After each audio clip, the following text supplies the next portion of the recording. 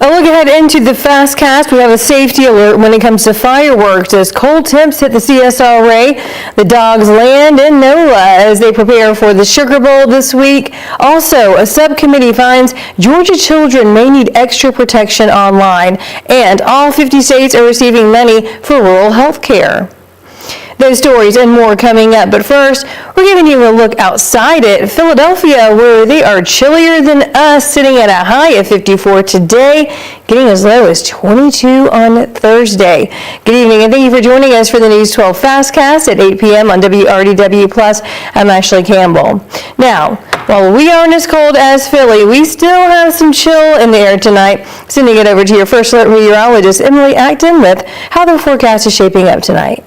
Yeah, we have breezy conditions as well, so it's making it feel even colder than what the actual temperature is. We have a fire weather watch until 7 p.m. tomorrow. That's due to those strong wind gusts, and we can expect again to see low humidity levels, very cold temperatures for us as well, very dry ground conditions. So again, the wind gusts not going to be as strong as what we saw today, but still a little bit breezy over the next 24 hours. Nice and dry though, so if you do have any outdoor plans over the next couple of days, conditions are looking good for that. I'll have a look though at when we can expect rain coming up. We're on your side with a safety alert when it comes to cold temps and New Year's Eve celebrations. One of the top concerns being fire safety. After a string of brush fires last week and windy conditions on the way, as Emily mentioned, your Ethan Hunter spoke with Augusta fire officials who have some advice to avoid a fire and keep you safe as you ring in the new year. I'm here outside of North Augusta Public Safety Fire Station 1, where, as you can tell by the flags behind me and my hair as well, it's very windy outside. What you can't tell from the video is that it's also dry, and those dry and windy conditions have led to brush fires around our area over the last couple of weeks. All it takes is one little spark, and these conditions can really take it to a dangerous place. So combined with these conditions, and on Wednesday, New Year's Eve, a lot of people setting off fireworks in our area. I spoke with the people here at the fire station to talk about fire safety and what you can do at home to stay safe during this time. Now I will have that and much more tonight at 10 and 11. Thanks, Ethan. And as you ring in the new year, setting off fireworks could be a part of your celebration. So here's a list of things that fire officials say you need to check off. First, remove any leaves and debris from your porch, deck, or even your yard. Also, choose a safe fireworks area away from homes, vehicles, and trees. Set out a metal bucket with water or sand so you can use it to put out sparklers and fireworks. Also, create a no kids zone around anything that could spark or burn. Also, you want to bring your pets inside early because fireworks can frighten them, causing them to run. And while some of you may be thinking of fireworks when we talk about fire safety this time of year, another fire threat is trying to keep warm. The city of Augusta has activated overnight warming shelters tonight so people who are trying to keep warm can do it safely. But before you can use the overnight shelters, you need to get shelter clearance from the sheriff's office. So if you're looking to go right now, call the sheriff's office at 706-821-1080 and a deputy will help you. Shelters include Augusta Rescue Mission, Garden City Rescue Mission, Salvation Army Center of Hope, and an alternate location is May Park, but you need to check in before 9, so you have a little less than an hour to do so right now. From News 12, Road to the Championship, sponsored by Milton Rubin Superstore.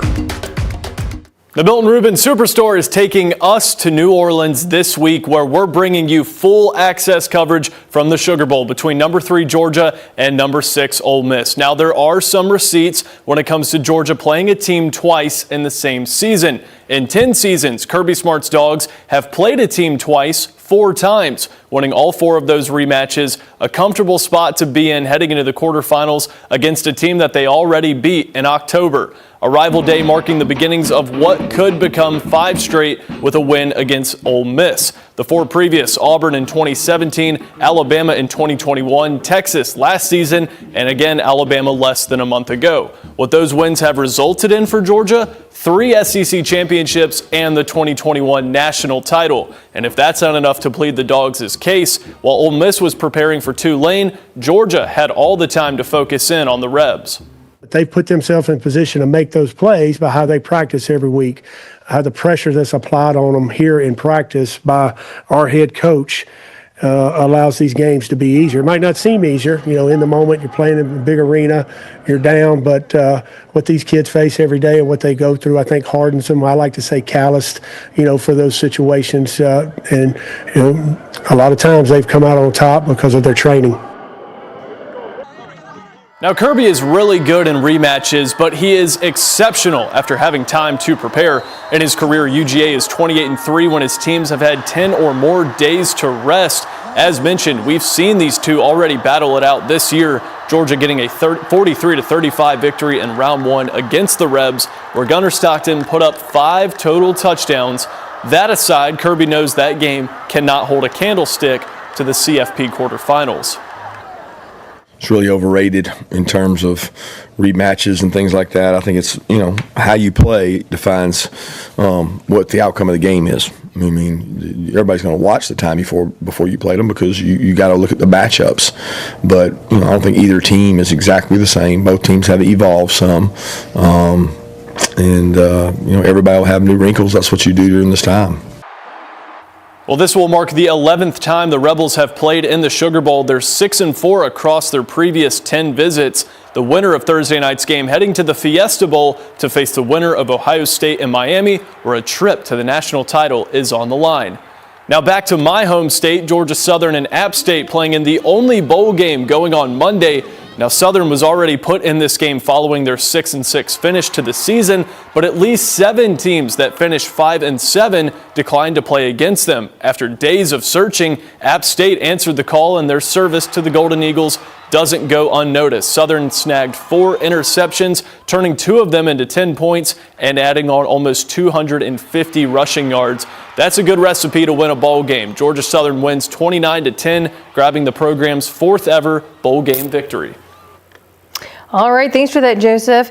And tonight, a record-breaking donation is heading to Wellstar Children's Hospital of Georgia. $50 million, all from a man named Tom Golisano, the founder of Paychecks. Your Audrey Dickherber explains how this donation is going to be spent. It is, and there will be some big differences inside and out. On the outside, a new name, and on the inside, the difference could be life-saving. A life-changing donation. It's hard to describe the feeling. I get chills every time I think about it. For everyone that walks through these doors. We have the best job in the world. We come to work every day to think about how we're going to improve the health of children. And this investment just allows us to accelerate the pace at which we're able to meet some of those needs. $50 million to be exact, helping build a new state-of-the-art pediatric cardiac intensive care unit. We have been in the process of establishing a comprehensive pediatric heart center and congenital heart program here, and we have grown the number of children that we are providing services for who need services for heart conditions. And we have outgrown our intensive care unit because we have so many patients that are now part of the heart program that our capacity is challenged with general ICU patients plus the heart ICU patients.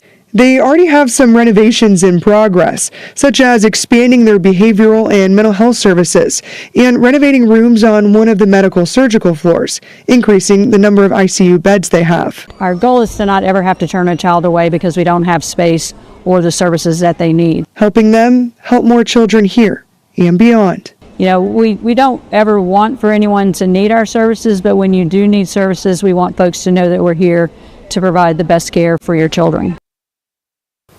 They've had a great year and are already planning for the future, changing the name to Wellstar Golisano Children's Hospital of Georgia and hoping to completely replace the NICU unit.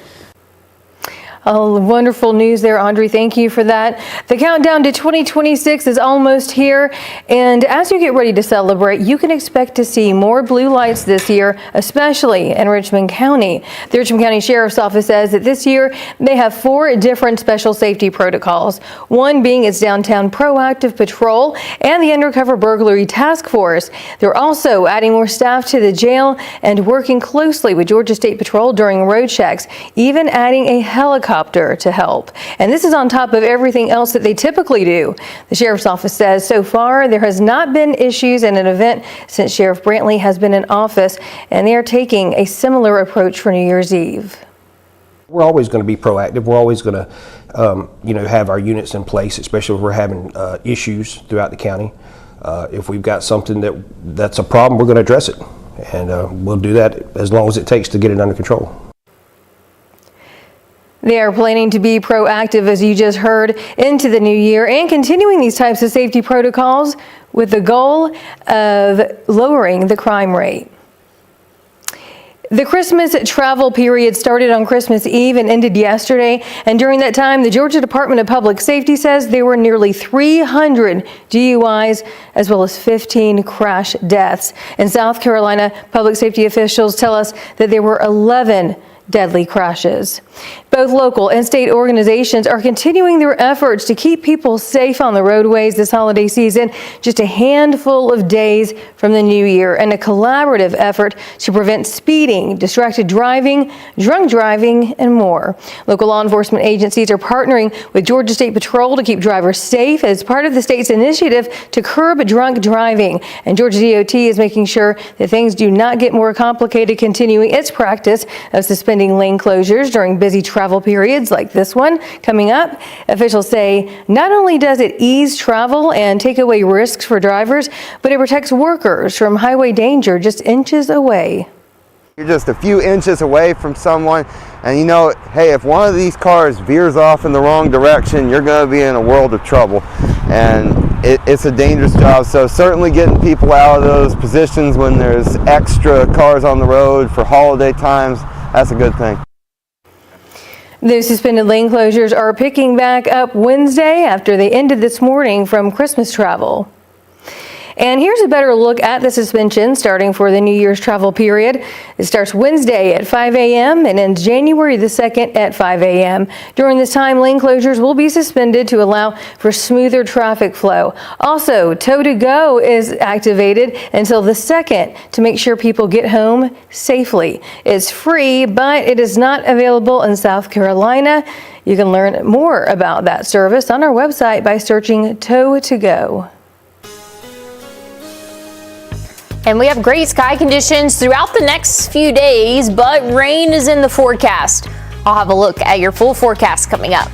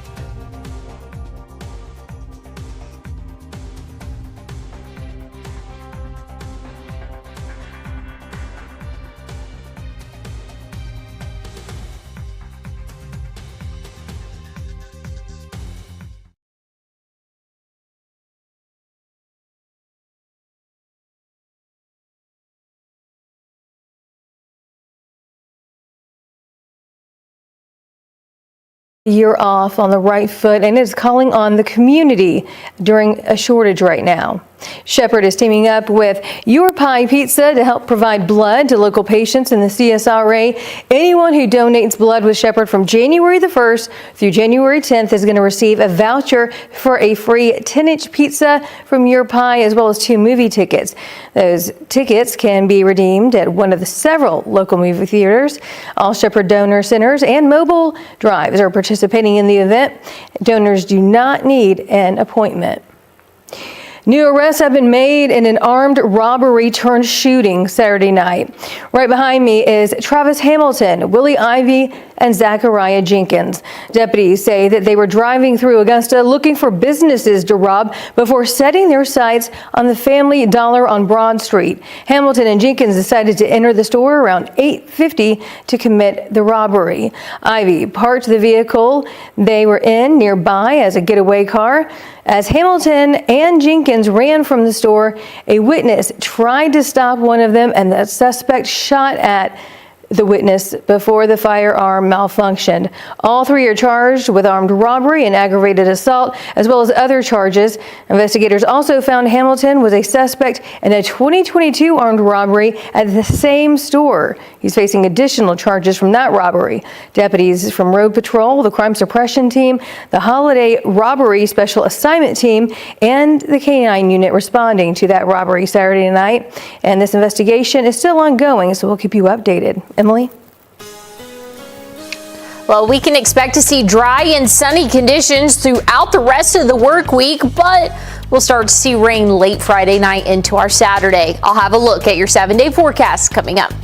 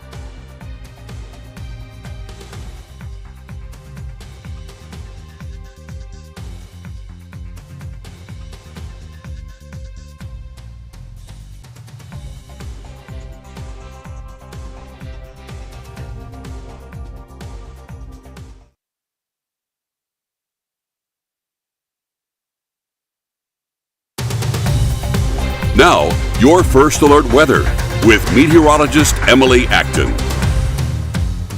Well, we have a cold night in store for us, and a lot of that's going to be the wind chill. We'll see temperatures feel like the low 20s, possibly even upper teens in some spots for the start of our Tuesday. By the afternoon, feeling a little bit better for us. We'll be in those upper 40s. Still a very chilly day for us.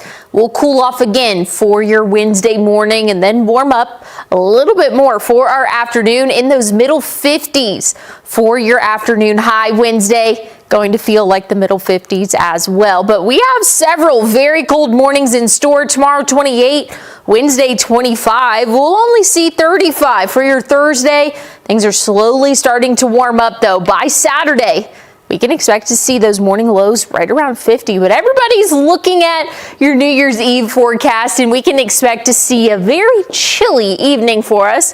By midnight, we'll be in those upper 30s. Very cold for the start of our New Year's, but things are warming up for the afternoon. I'll have a look at your 7-day coming up.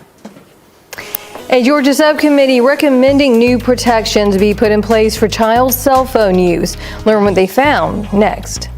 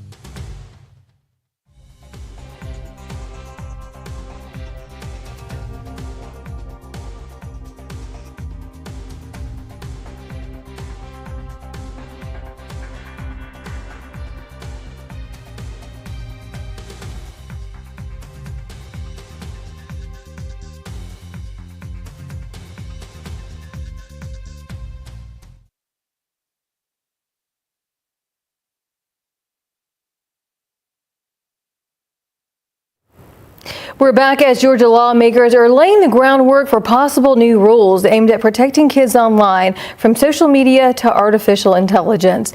After 5 months of testimony from parents, educators, mental health professionals, and tech experts, lawmakers on a special committee are studying children's AI and social media use. They say current laws have not kept pace with how kids use digital platforms today.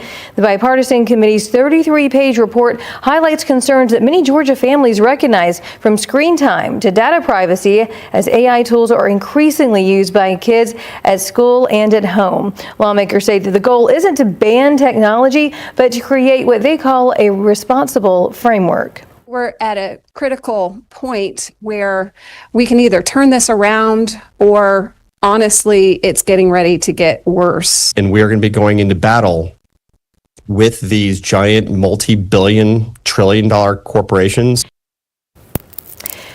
Recommendations include expanding Georgia's bell-to-bell cell phone ban to high schools, limiting addictive design features, strengthening privacy protections for minors, and putting guardrails around AI use in schools. The committee's report does not change the law, but instead serves as a roadmap for possible legislation lawmakers may introduce. Lawmakers meet again in January, and any proposals will still face debate, amendments, and public input. In 2026, the federal government is sending $50 billion to all 50 states to improve rural health care. Rural communities are less likely to have access to emergency and specialty care compared to urban communities. The $50 billion comes as Medicaid cuts amplify rural health challenges. Center for Medicare and Medicaid Services Administrator Dr. Hemant Oz says that states understand their own best needs. It's designed to allow you to right-size the system, to push and catalyze needed change, to empower governors and other state leaders to do the things they probably wanted to do anyway, but now they have the money to do it. Says he anticipates states will use some of the money to update their technology and information systems. Georgia receives more than $218 million. South Carolina receives a little more than $200 million. Emily? Well, looking at our low temperatures tonight, we're dropping off into the upper 20s. A very cold start to our Tuesday. What is the rest of the work week looking like? I'll have your answer coming up.